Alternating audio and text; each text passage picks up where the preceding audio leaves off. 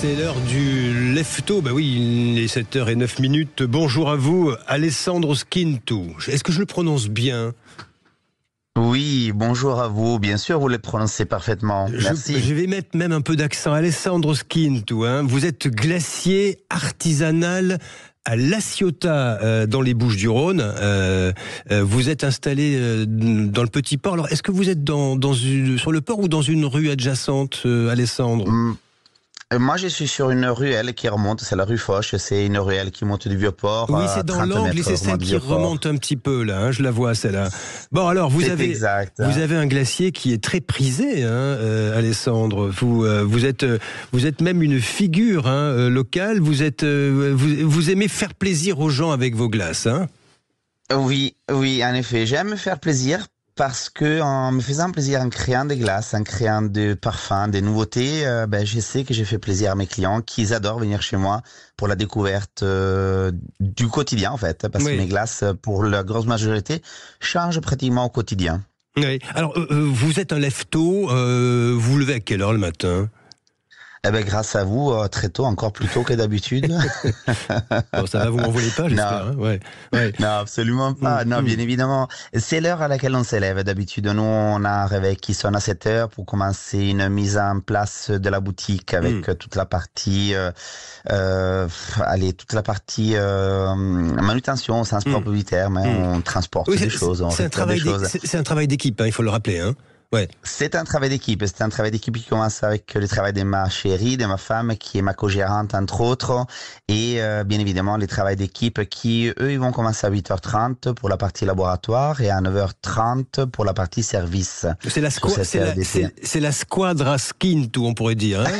Ah oui, c'est pas la squadra azzurra. On est un peu meilleur que les joueurs de foot qui m'en veulent pas, s'ils entendent. Non, faut pas dire ça comme ça. Vous allez vous faire houspiller. Alors, Alessandro, votre touche à vous, quelle est-elle ? Les produits sont des produits nature, c'est frais chez vous, c'est du bon. Alors, du bon, je laisse dire à mes clients, mais merci de le suggérer. Moi, ce que je peux vous dire, c'est effectivement, vous avez la garantie d'avoir chez moi des produits qui sont des produits en principal dans la région du terroir. Je valorise l'excellence du terroir, Provence, pour toute la partie fruits. Il m'arrive d'aller chercher des fruits loin, lorsqu'ici dans Provence, je n'en trouve pas. Comme c'est le cas, par exemple, pour l'instant, pour le citron, où je fais venir de Sicile, et toujours rigoureusement en achat direct producteur.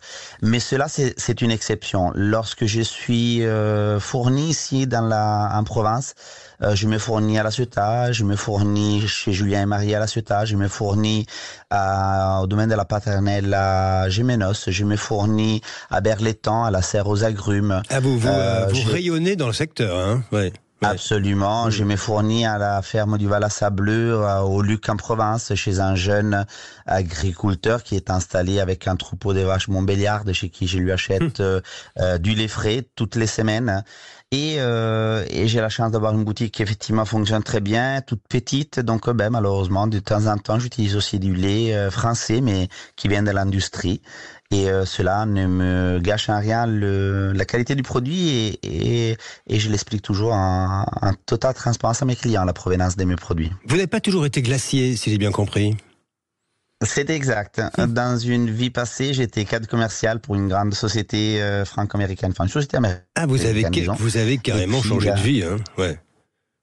Ah oui, c'était imposé le changement de vie. Vous aviez besoin, c'est ça, un besoin impérieux.